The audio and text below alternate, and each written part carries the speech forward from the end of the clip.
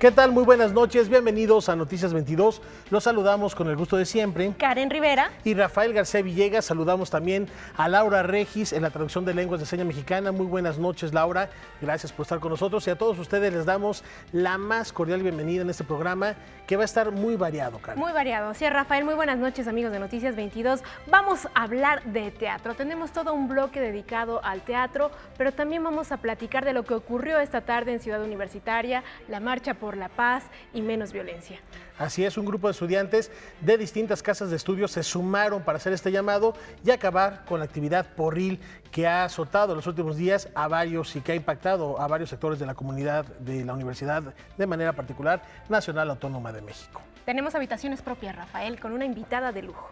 Y vamos a estar platicando con Irma Gallo sobre mujer y migración. Y además, por si todo esto fuera poco, Karen, ¿qué más tenemos? Tenemos la ópera Aura regresa a los escenarios de Mario Lavista. Vamos a ver qué va a ocurrir, cuándo se presentará, las fechas, los detalles más adelante. Música, exposiciones, artes escénicas, todo esto y más. Comenzamos.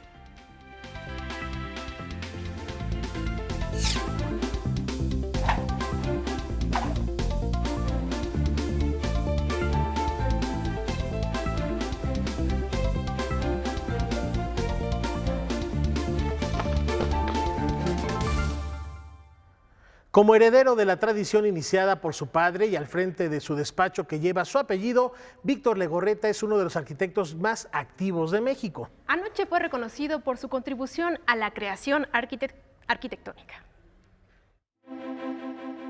Uno trabaja para hacer buenos edificios, sin pensar en los premios, pero recibir uno del gremio sirve de motivación para ti y tu equipo.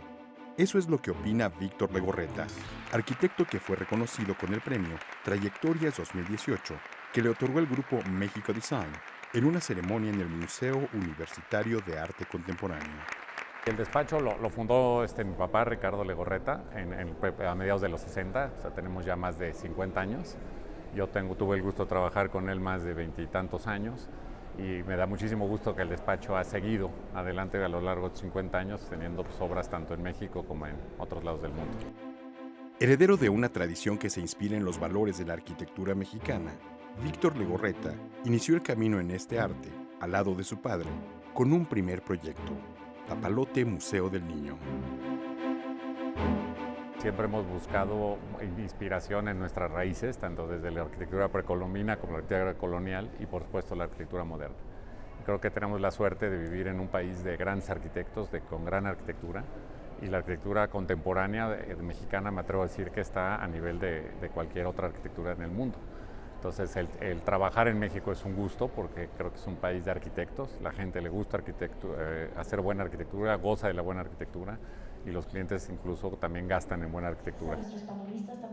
En la ceremonia estuvieron presentes los arquitectos Francisco Serrano y Felipe Leal, Rodrigo Noriega, director del Grupo México, y otros miembros de la comunidad arquitectónica y amigos de Víctor Legorreta. El arquitecto habla de un reto en particular que enfrenta su disciplina. A nosotros nos tocó hacer la Torre Vancomer, que también está contendiendo para otro premio en Inglaterra, y creo que el reto es cómo hacemos arquitectura mexicana en edificios verticales y en lugares más densos. Muchas veces la arquitectura mexicana la identificas con espacios grandes, con amplios, con techos altos, que pues, la tuvimos de la herencia de la arquitectura prehispánica primero y luego la colonial. Noticias 22, Víctor Gaspar. Un detalle muy interesante, Karen, que ya escuchábamos en esta entrevista, construir hacia arriba porque las ciudades se van limitando hacia los extremos, vamos ocupando cada vez más áreas verdes y podemos ver el desarrollo que ha tenido de manera particular la Ciudad de México hacia zonas que antes eran carretera o eran espacios federales y que ahora están completamente habitados, lo que no sucede en otras partes del mundo como Nueva York, que está delimitado como isla y que en efecto impide este crecimiento demográfico desmedido. Y es parte de la propuesta de Víctor Legorreta, ¿no? Hacer que la ciudad crezca de manera vertical para ya no seguir ocupando áreas verdes con estas grandes construcciones arquitectónicas, lo que ocurre un poco también con el Papalote Museo del Niño, en un proyecto en el que él colabora, que lejos de hacer que creciera el papalote, digamos, de manera horizontal, se decidió construir una sede en Iztapalapa, que también va a ser muy interesante, que será inaugurado el próximo año. Pues ahí está, y felicidades a el maestro Legorreta. Y dando la vuelta a la hoja, ya lo comentabas al inicio del programa, Karen, regresa a escena la versión operística de uno de los textos más cautivantes de la narrativa mexicana. Aura nos seduce en un limbo entre la realidad y la fantasía. La ópera Aura, de Mario Lavista, inspirada en la novela de Carlos Fuentes de 1962, se presentará en el Teatro de la Ciudad de Esperanza Iris para unirse a la celebración de sus 100 años. Aura es una obra bastante compleja por todo el concepto místico, mágico que conlleva desde la novela original de Carlos Fuentes. Es una obra muy oscura que trata el amor desde una perspectiva que trasciende la vida y la muerte, que está mezclada también desde un lado muy oscuro, mezclado con la brujería, mezclado con la obsesión. Llevar esto a la ópera pues se vuelve todo un reto, y más cuando se mezcla después con la música, y uno dice, bueno, ¿cómo voy a aterrizar todas estas emociones en un periodo tan corto?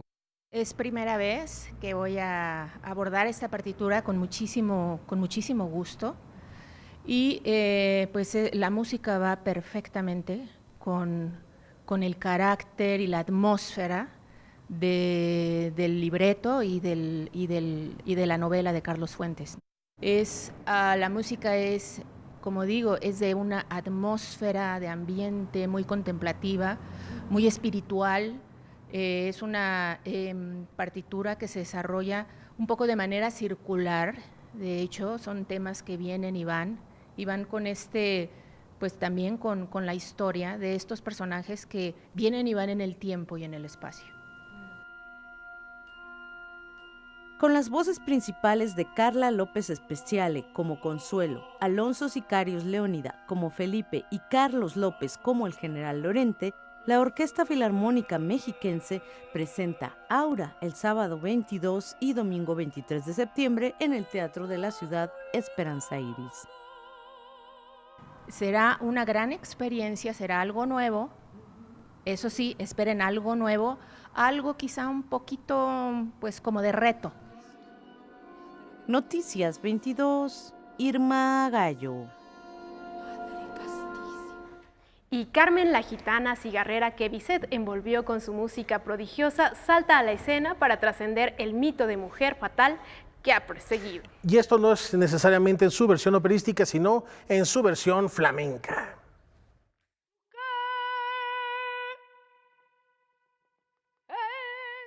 La bailaora y coreógrafa española María Pajés presentará el espectáculo Yo Carmen, a través del cual muestra lo que sienten y viven las mujeres ocultas por la pertenencia a su género. Inspirada en la obra del escritor francés Prospero Mérimée, esta coreografía, que tiene 10 cuadros integrados por 6 bailaoras y 8 músicos flamencos, reflexiona sobre el maltrato femenino, el sometimiento de las mujeres a los cánones sociales, la moda y la publicidad. Es una obra donde el flamenco es la base y el sustento principal de expresión.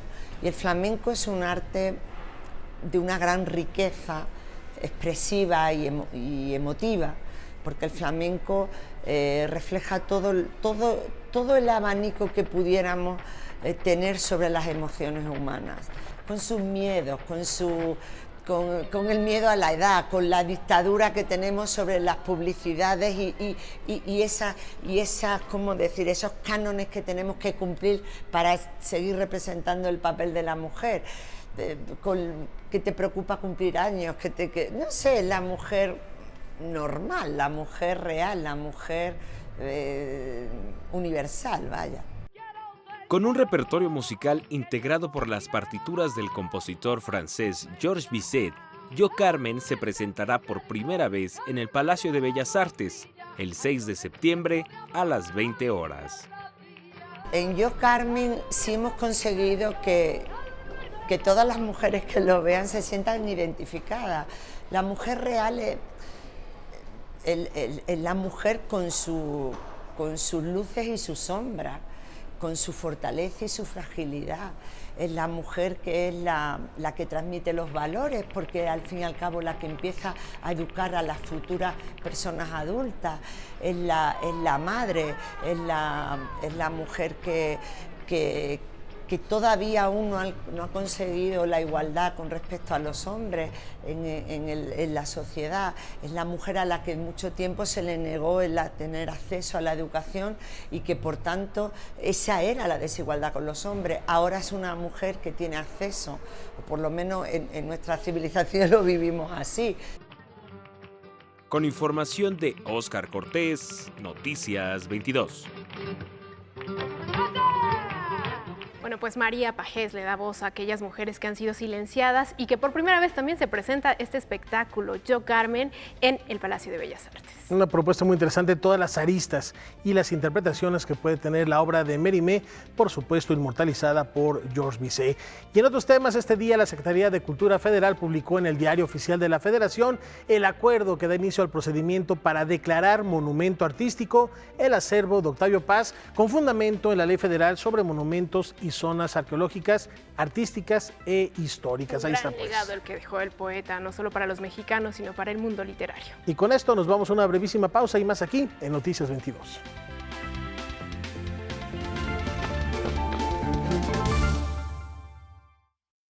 Y lo prometido es deuda. Iniciamos ahora un recorrido por la escena teatral y nuestra primera escala, mi querida Karen, es en el Teatro El Granero, donde el llamado de la memoria nos convoca a una sesión parlamentaria.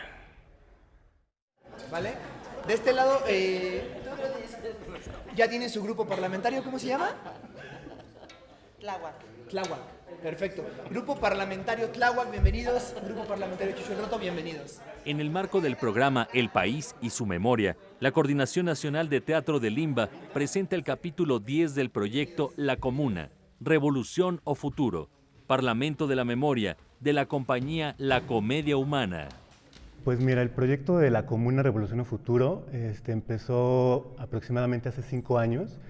La mayoría venimos del teatro, unos son antropólogos, urbanistas y tal, y trabajamos siempre en colectivo, de manera colectiva, y nos planteamos distintas formas de acercarnos a lo que es la representación, al teatro, pero un poco alejados de la manera convencional de hacer teatro.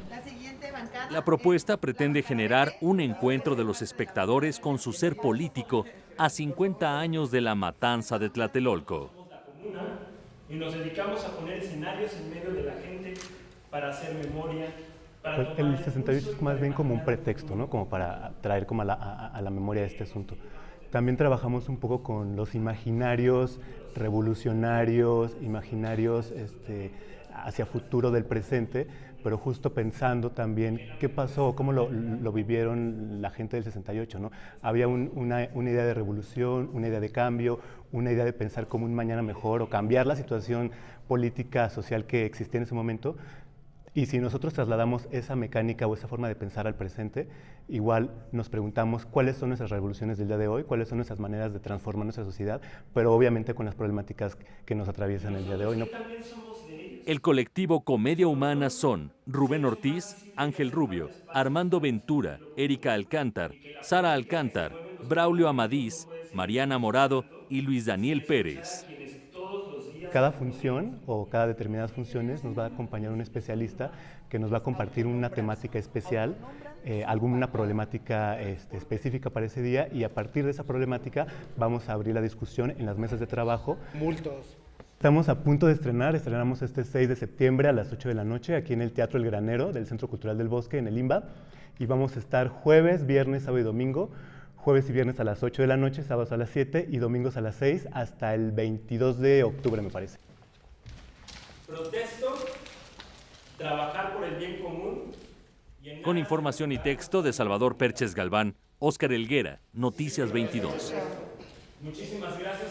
congresistas. Seguimos con teatro. La escena también nos ofrece la oportunidad de bucear en las oscuras aguas del medio periodístico, guiados por un incisivo Salvador Novo.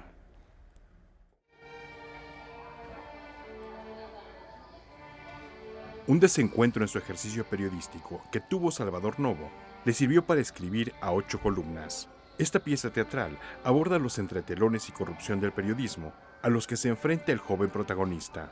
A 8 columnas es un montaje de las compañías El Clavo Torcido y Próspero MX. A 8 columnas nos presenta a la gestación de una campaña mediática en el diario más importante de México de la época, el diario El Mundo, que por supuesto no existe, pero que por la época podría ser o el Excelsior o el Universal. Se vende para desprestigiar a un político y para truncar sus aspiraciones, para darle muerte civil.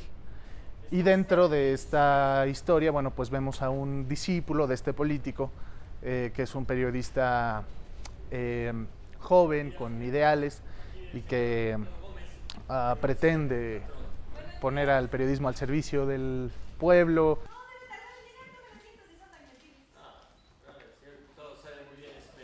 La pieza fue estrenada el 2 de febrero de 1956 en el emblemático Teatro La Capilla, bajo la dirección del propio Salvador Novo. El director del actual montaje destaca su vigencia, dada la reconfiguración del vínculo de la prensa con otros sectores. Tenemos que estar todos muy atentos a lo que pasará con, precisamente con la ley Chayote, con la impunidad con que se reparten a placer los altos gastos de publicidad oficial. En fin, estamos ante una nueva alineación entre poder, medios y sociedad. Este tipo ha cancelado contratos a diestra y siniestra, de construcción de hospitales, de distribución de ropa, de leche, y encima ha devuelto el cheque que le correspondía por el bono de su primera quincena. Es un imbécil. Tenemos que hablar mucho de eso, tenemos que hablar mucho de la censura, de la autocensura, creo que es vital, y de cómo esta censura ha cambiado, ¿no? Desde el priismo más rígido hasta la aparente libertad de expresión en la que hemos vivido las últimas décadas, en la que México se ha convertido en uno de en el segundo país más violento para periodistas. A 8 columnas se presenta en el Teatro Orientación los jueves y viernes a las 8, sábados a las 7 y domingos a las 6, hasta el 23 de septiembre. Noticias 22, Víctor Gaspar. Bueno, un tema apasionante y seguimos en las tablas y en otro registro. Los estudiantes de la Escuela Nacional de Arte Teatral ponen a prueba sus conocimientos escénicos bajo el resguardo de un clásico de la literatura rusa, Nikolai Gogol.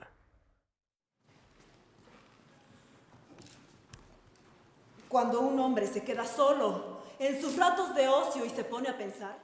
El casamiento de Nicolás Gogol es una comedia que transcurre en un pequeño pueblo de Rusia y cuenta una historia que, por la época cuando fue escrita, era un episodio corriente. Las divertidas desventuras de un solterón que debe casarse, un amigo entrometido, una muchacha casadera y una casamentera. Unos 3 años para cultivar coles. Tiene una gran vigencia, lo descubrimos al releer y elegir esta obra. Para empezar, el tono satírico que trabaja creo que es muy afín a cómo los mexicanos enfrentamos las problemáticas, es decir, con humor. Él genera un tipo de humor que no es una evasión, sino una forma de enfrentar las problemáticas. Tan deliciosa que no hay palabras para describirla. Más allá de las anécdotas y situaciones cómicas, Gogol supo retratar la sociedad de su época que resuena aquí y ahora. Las mentiras y trampas, las falsedades y emboscadas siempre están presentes en el mundo, en todos los órdenes. En esta obra específicamente habla de cómo las normas sociales, como el matrimonio, en este caso específico, tienen mucho de arbitrario y por lo tanto de falsedad. Entonces, cada chiste, cada situación humorística que él retrata refleja una debilidad de nuestra sociedad y lo hace con personajes muy brillantes, reconocibles totalmente, desde el que se quiere casar solo por el dinero hasta el que simplemente quiere vencer la soledad. La puesta en escena forma parte de la temporada académica de la Escuela Nacional de Arte Teatral. Es una puesta en escena con la cual los estudiantes se gradúan, es decir, en esta puesta en escena deben poner en juego lo aprendido no solo en este año, sino durante los 4 años que dura la carrera, y es un enfrentamiento a público, además de más de 30 funciones, es decir, tienen que tener la experiencia de ir madurando el espectáculo, no solo de construirlo y representarlo exitosamente o no. Todo esto vaya tontería. Casi se me sale el corazón del susto. Ya, hombre, si solo fue una bromita. Vaya bromas que se te ocurren. Eso es muy importante, que la gente sepa que es entrada libre. Creo que una misión que ha tenido la Escuela Nacional de Arte Teatral, además de formar actores, es también la de formar públicos. Que la gente sepa que no existe un solo tipo de teatro, no existe solo la comedia musical o solo el teatro experimental solo para iniciados, sino que existen muchas maneras de hacerlo y esta escuela es un crisol para ello. Por aquí habrá un diván, un perrito. Con información y texto de Salvador Perches Galván, Óscar Helguera, Noticias 22. Entrada libre, una propuesta muy atractiva para celebrar el trabajo de estos jóvenes actores. También se califica a los que se encargan de la escenografía, de la iluminación, de la producción, y créanmelo, yo he tenido la oportunidad de estar en esos exámenes. Es admirable ver la entrega de los jóvenes y muchas veces uno descubre a verdaderos talentos con una pasión que no encuentra en otros que se llaman actores y que están en los grandes teatros. Aquí es donde está la verdadera vocación. Además, una oportunidad para asistir al teatro de forma gratuita. Y vamos a una pequeña pausa, pero al regresar tendremos el reporte de lo que ocurrió esta tarde en Ciudad Universitaria.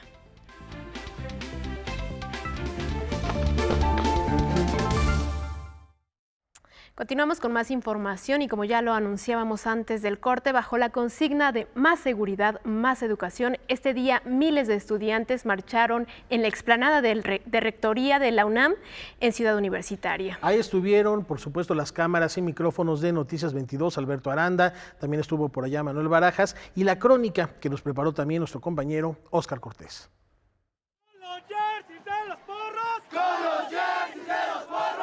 Alrededor de las 13 horas, miles de estudiantes se reunieron en la Facultad de Ciencias Políticas para manifestarse en contra de la violencia que sufrieron estudiantes del CCH el pasado lunes en la explanada de Rectoría.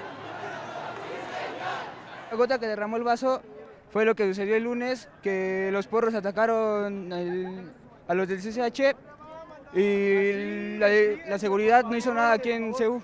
Entonces nos unimos se unieron bocas a nosotros. Se unieron prepas, se unieron facultades y se unieron CCHs.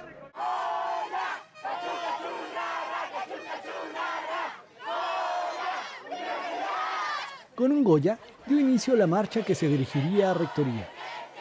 Los contingentes estaban integrados por estudiantes y profesores que caminaron por el interior de Ciudad Universitaria gritando consignas. A su paso por las facultades se fueron sumando participantes.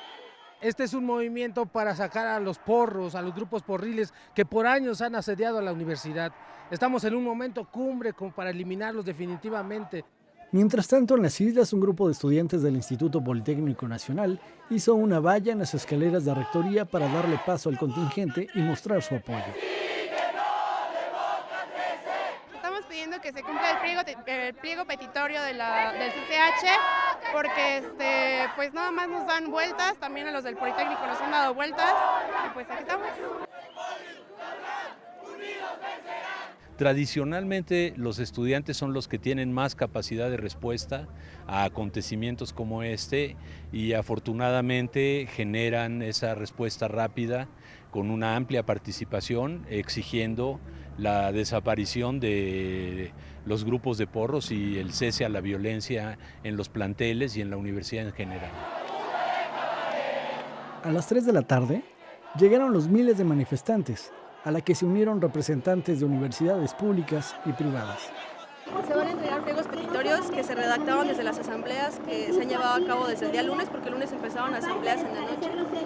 Los pliegos petitorios que se mandan por facultad y por escuela, que en realidad engloban demandas en específico, se entregan a rectoría en espera de que el director pueda, de que el rector pueda dar una respuesta inmediata. Entre las principales demandas se encuentra la disolución de grupos porriles en las escuelas de la UNAM, hacer pública la información de los agresores del pasado lunes y la destitución de funcionarios universitarios acusados de encubrir a grupos porriles. Noticias 22, Óscar Cortés.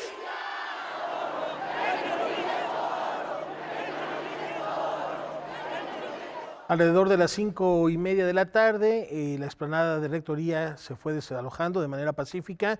Hubo algunas llamadas de atención a propósito de presencias de personas enmascaradas, que no pasó afortunadamente a mayores, y ya lo veíamos en esa crónica. No solo la Universidad Nacional Autónoma de México, sino también la Universidad Autónoma Metropolitana y el Instituto Politécnico Nacional se hicieron presentes en este llamado, y ya hay una respuesta de la UNAM, un boletín que se publicó y que se empezó a repartir alrededor también de las 5 de la tarde con 32 minutos, y dice lo siguiente: son aceptables y atendibles todos los puntos del pliego petitorio del CCH Azcapotzalco.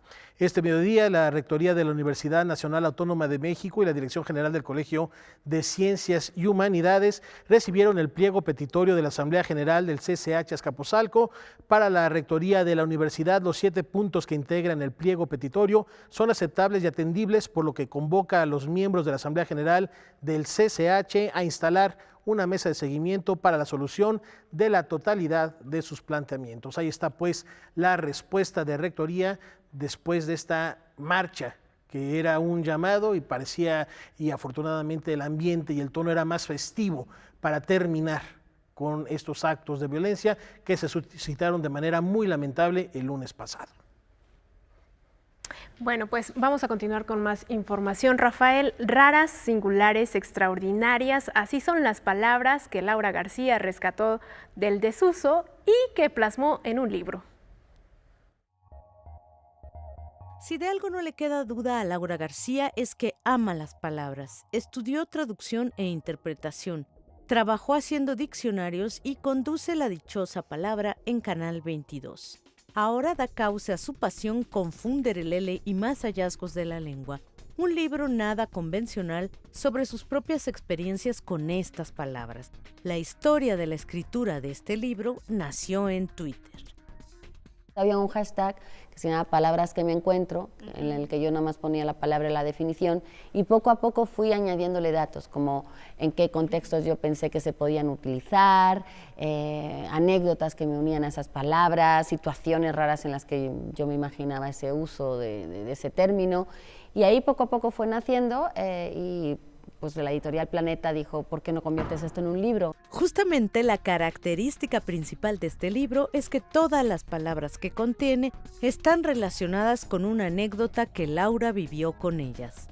Pues la idea fue hacer estos ensayos que empezaron siendo como reflexiones sobre las palabras y luego se convirtieron casi en un diario, en una autobiografía donde yo contaba cómo ellas llegaron a mi vida, porque las palabras siento que tienen una relación afectiva con uno y que hace que tú las recuerdes porque te recuerdan a una situación, a una persona, a un momento. Un poco este libro lo que es una invitación a que tú recuerdes esa historia propia que tú tienes con esas palabras o la empieces, si no las tenías.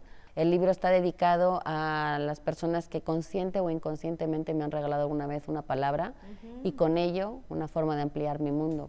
Si quieres empezar tu propia historia con palabras como samoelear, onicofagia, fosfeno o glosogobia, lee Funderelele y más hallazgos de la lengua, que Laura García presentará en el Hey Festival de Querétaro y en la Feria del Libro de Hermosillo. Noticias 22, Irma Gallo. La seducción de las palabras está presente también aquí en Canal 22. Y este año, 3 de las 4 personalidades galardonadas con la medalla Goethe son de ascendencia latinoamericana. María Luz Moraleda, corresponsal de la Dolce Vele, ya se encuentra con nosotros para platicarnos de estos personajes, de manera particular de la fotógrafa suiza-brasileña. María Luz. Hola, ¿qué tal amigos? El Canal 22, un gusto saludarles de nuevo. Esta fotógrafa y activista pro derechos humanos Claudia Andújar huyó de la persecución nazi y fotografió durante 50 años a una tribu del Amazonas, a los Yanomami, un pueblo que según muchos expertos no hubiese sobrevivido sin el activismo de Claudia, pues gracias a sus denuncias Brasil acabó reconociendo el territorio Yanomami como zona protegida. Además, Claudia anunció en la ceremonia de entrega celebrada en Weimar, lugar natal de Goethe, que quería compartir su premio con el portavoz de los Yanomami, un muy lindo gesto. Indiscutiblemente maravilloso el gesto, emocionante, mi querida María Luz. Y seguimos platicando de latinoamericanos allá en Alemania. Es un grupo de colombianos y es teatro. Platícanos, María Luz, por favor, ¿de qué se trata? Pues los colombianos Heidi y Rolf Abderhalden fueron reconocidos por Alemania con esta medalla también. Estos hermanos son los fundadores del Laboratorio de Artistas Latinoamericanos y Europeos Mapa Teatro. Para hacernos una idea de sus representaciones, destacaríamos el primer proyecto. Ahí llevaron a cabo una obra del alemán Heiner Müller en una cárcel de máxima seguridad en Bogotá para tratar el tema del narcotráfico. Sin duda, un teatro contemporáneo, político y desafiante. Pero no todos eran latinoamericanos, también fue premiado el compositor húngaro, que tengo aquí su nombre, que es Péter Eötvös. Y platícanos, María Luz, hay un tema particular cada año. En esta ocasión, esta edición, ¿cuál fue el tema y qué personalidades lo llevaron a cabo? El tema de este año era vida después de la catástrofe. Por ejemplo, en 2016, uno de los galardonados, el compositor y director de orquesta Péter Eötvös, creó una pieza musical dedicada a la crisis de los refugiados bajo el título A las víctimas sin nombre. Y es que según el presidente del Instituto Goethe, Klaus-Dieter Lehmann, los 4 premiados ven en la expresividad artística un elemento esencial de convivencia y participación humanas. Esta medalla se concede anualmente a personalidades que promueven el intercambio cultural y la lengua alemana en el extranjero. Entre las personalidades distinguidas en ediciones anteriores figuran, por ejemplo, el argentino-israelí Daniel Barenboim, el novelista británico John le Carré o el arquitecto Daniel Libeskind. Soy María Luz Moraleda y les mando un cariñoso saludo desde el canal internacional alemán Deutsche Welle en Berlín. Muchas gracias, mi querida María Luz, un abrazo muy grande para allá y enhorabuena para todas estas celebridades que recibieron la medalla Goethe este año 2018. Y ya que andamos recorriendo el mundo, Karen, ¿qué más tenemos en esta ocasión? Pues continuamos en tierras alemanas y vamos a ver qué es lo que ocurre justo con las noticias internacionales. La artista israelí Sigalit Landau ha cristalizado objetos comunes en piezas de arte. Gracias a los altos niveles de salinidad en el Mar Muerto y con la ayuda de marcos metálicos, pesas y cables, poco a poco artículos como zapatos, instrumentos musicales y hasta un tutú de bailarina se han convertido en esculturas de cristal. Algunas alcanzan los 200 kilos. Sus obras serán expuestas el próximo año en el Museum der Moderne en Austria como parte de la muestra Salt Years. Más de 170.000 fanáticos del cosplay, el manga y el anime se reunieron en la convención de Bilibili World en Shanghái. Cantantes, concursos de disfraces y la posibilidad de convivir con algunos autores de sus franquicias favoritas fueron los principales atractivos de este encuentro. El Dongman, como se le conoce al mercado de animación y cómic en China, ha tenido un gran impulso en aquel país, y se espera que este año genere hasta 216.000 millones de yuanes. Pensando en los artistas y en sus condiciones laborales, económicas y sociales, la UNESCO ha abierto una consulta mundial sobre las políticas y medidas adoptadas en todo el mundo con relación a los creadores intelectuales. Esta valoración a favor de los derechos de los artistas permanecerá abierta hasta el 23 de noviembre y estará centrada en 3 áreas temáticas: cultura en el entorno digital, movilidad transnacional de artistas y circulación de obras artísticas. derechos sociales y económicos, libertad artística e igualdad de género. La directora general de la UNESCO, Audrey Azoulay, presentará las conclusiones de la consulta en la 40ª reunión de la Conferencia General en otoño de 2019.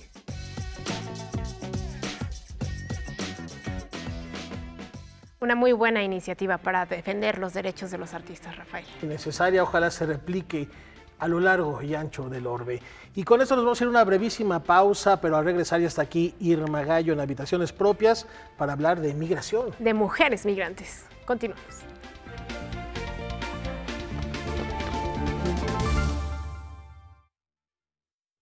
Continuamos aquí en Noticias 22 y ya está aquí Irma Gallo con una invitada de lujo como lo anunciamos al inicio de este programa. Irma, vamos contigo a Habitaciones Propias.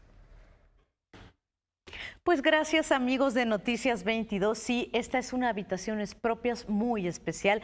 Me acompaña Alejandra Delano Alonso, que ha escrito este libro, From Here and There, de aquí y allá, y que va a ser traducido muy pronto al español, publicado por el Colegio de México.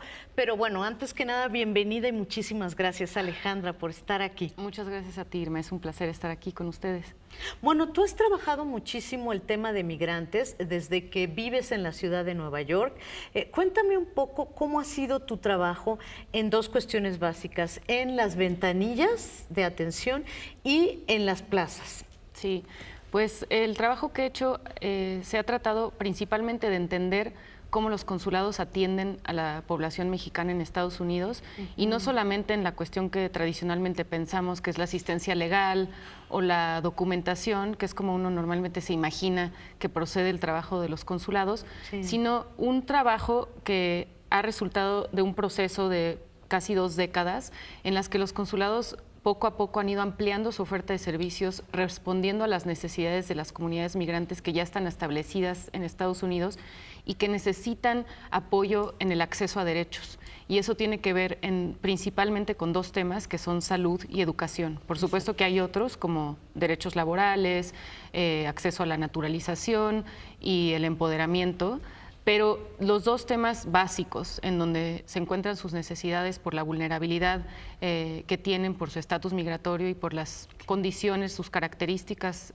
como migrantes desde la población de origen, que tienen limitado acceso a servicios de salud y su educación es de un nivel bajo.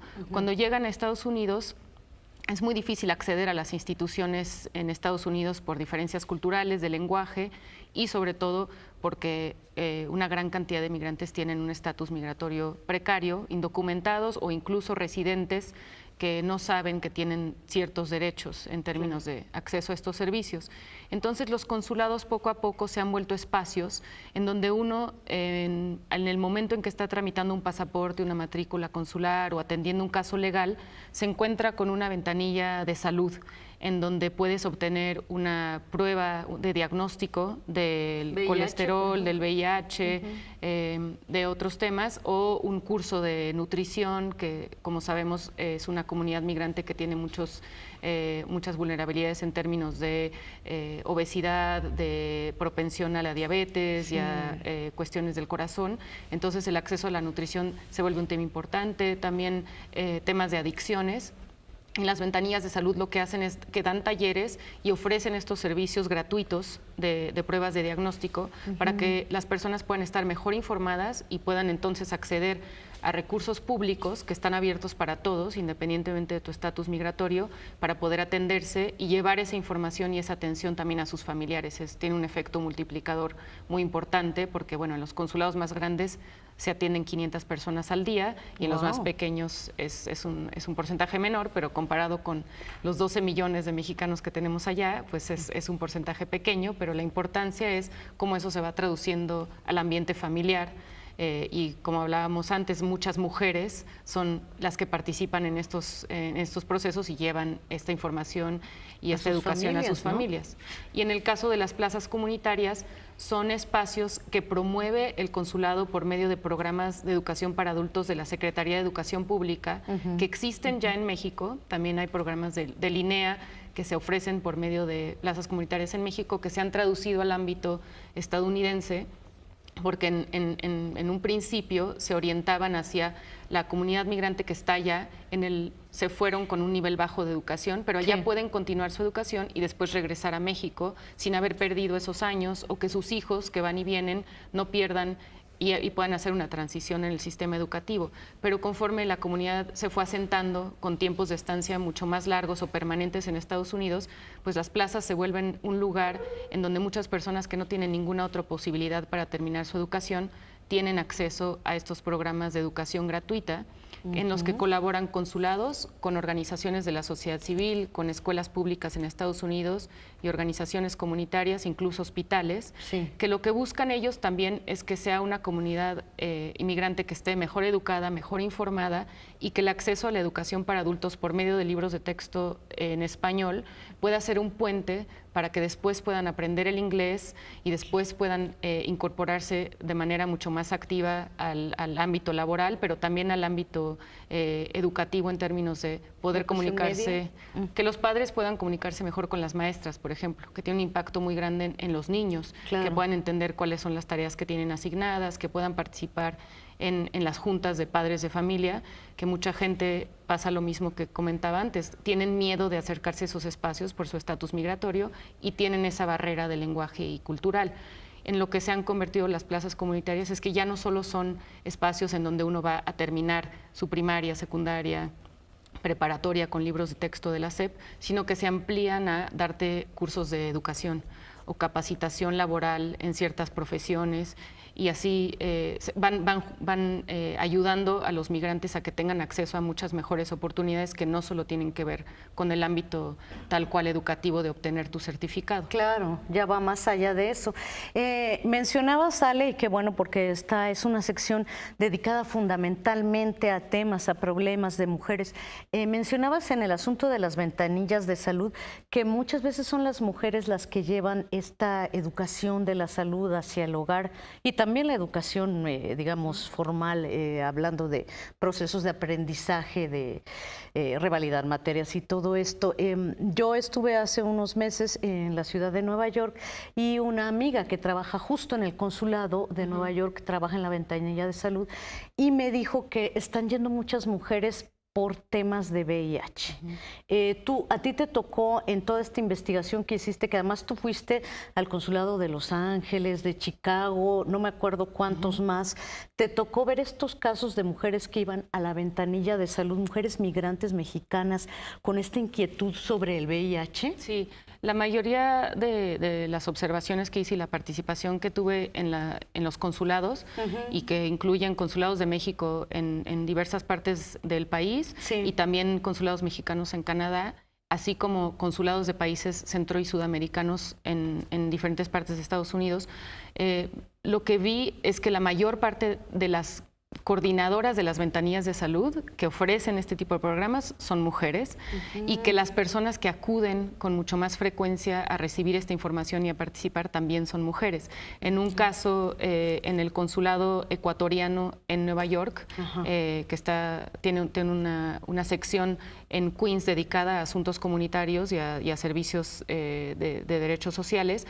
me tocó observar la graduación de un grupo de mujeres que estaban tomando un curso sobre temas de educación sexual y temas de VIH y otras enfermedades, que estaban muy interesadas en ese tema en particular, porque les preocupaba mucho cómo transmitir esa información a sus hijos.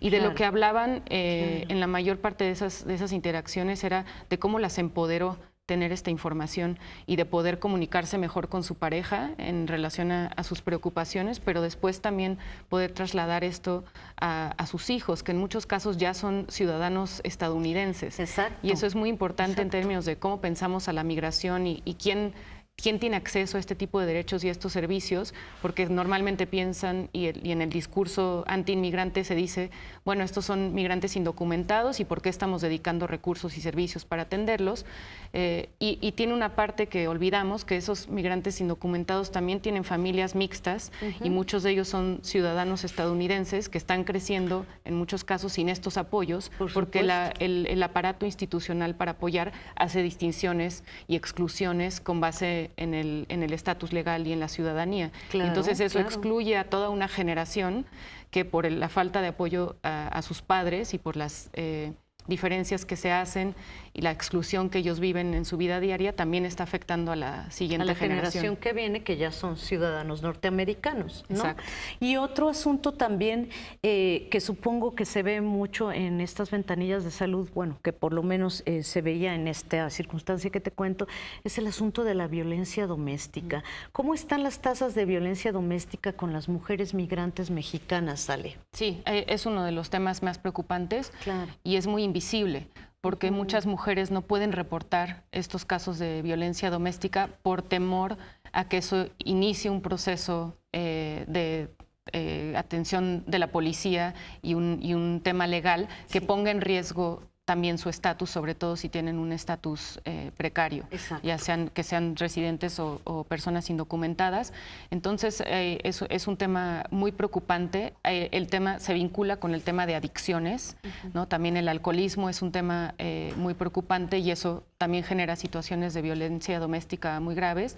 Hay una ventanilla que se creó hace unos años, ventanillas de atención a la mujer en todos los consulados, justo con la idea de atender el tema de género de una manera especializada y darles a las mujeres un espacio donde pudieran tener educación y acceso a todos los recursos necesarios para prevenir y después para reportar situaciones de violencia doméstica. Muy para necesario, mí, ¿no? Sí, para mí es fundamental. Yo en las plazas comunitarias algo que me sorprendió haciendo entrevistas con las mujeres que participan en estos programas educativos fue que pues uno piensa, ¿no? El objetivo principal es que aprendan, que tengan este conocimiento, que puedan mejorar su educación, tener acceso a un mejor trabajo. Así es como lo plantea el gobierno y las instituciones que participan. Pero muchos de los comentarios que hacían estas mujeres es, bueno, ahora ya puedo leer y entonces ya puedo salir de mi casa. Entonces ya puedo hacer una denuncia. Entonces ya puedo tener un trabajo que me permita salirme de mi casa de una situación de abuso y de violencia. Entonces, el impacto que tienen estos programas no es solo en lo inmediato que uno piensa, de obtener un certificado, de avanzar en lo educativo y en lo laboral. Sino que va mucho más allá. Es un impacto social muy grande y que para las mujeres es un tema de empoderamiento muy necesario, muy importante. Importantísimo. Pues te agradezco muchísimo, Alejandra Delano Alonso, muchísimas gracias. Esto ha sido una Habitaciones Propias más y bueno, From Here and There se traduce a México, al español, perdón, se presenta muy pronto también en español por el Colegio de México y les estaremos dando todos los detalles. Y volvemos con ustedes al estudio. Muchas gracias. Te agradezco mucho, Irma. Gracias, Irma. Alejandra, pues un tema fundamental, muy interesante, de verdad. El conocimiento es poder y estaremos al pendiente de esta presentación. Muy buenas noches y seguimos platicando de literatura. Seguimos platicando de literatura. El escritor Andrés de Luna nos transporta a los territorios donde la palabra arde en el fuego de la carne y la imaginación erótica. El diálogo amoroso entre Jesús y María Magdalena. La historia de un cantante de rock muerto por accidente en una práctica sexual, así como la relación del cura Miguel Hidalgo y Fernandita, su amante, son algunos de los relatos y personajes que imagina y recrea Andrés de Luna en su libro En un día claro se ve la noche, en el que el escritor mexicano reúne una serie de cuentos que describen las relaciones peligrosas y los límites del deseo por los que atraviesa el ser humano. Va en torno sobre todo a la idea de la vida, más que lo erótico como lo erótico, que sería un tema fundamental, pero no es el tema aquí en el libro. Aparece, por ejemplo, ahí Orson Welles. Orson Welles, cuando ya está realmente muy decadente, aparece en Río de Janeiro con dos muchachas que lo están atendiendo ahí, lo están atendiendo eróticamente. Pero realmente es un recuerdo de cuando él está filmando una película con Claude Chabrol y regresó de Francia a Río de Janeiro, porque a él le gustaba refugiarse en Río de Janeiro. Y entonces un poco es lo que hago yo ahí en el texto. Olimpo menguante, Canto de lobos, Ojos en la llanura, Ventana indiscreta y Los silencios de la fama son algunos de los 25 cuentos que integran este libro, editado por el sello El tapiz del unicornio, que también incluye un relato inspirado en el novelista inglés Charles Dickens, rodeado por un ambiente navideño.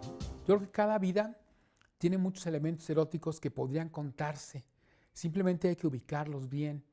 Y entonces yo traté de ubicar bien aquí a Dickens en ese terreno. No sé si lo logré, pero por lo menos traté de hacerlo. Después de 2 años de trabajo editorial, En un día claro se ve la noche ya se encuentra disponible en librerías. Noticias 22, Karen Rivera. Y bueno, ya nos vamos, señor productor, nos vamos con música. Vamos a despedirnos. Hoy hubiera cumplido 72 años el gran Freddie Mercury, uno de los frontman más importantes de la historia, y nos sumamos a esta celebración, Karen. Así es, nos vamos por hoy, pero mañana seguirán las noticias culturales. Los esperamos en Noticias 22. Muchas gracias.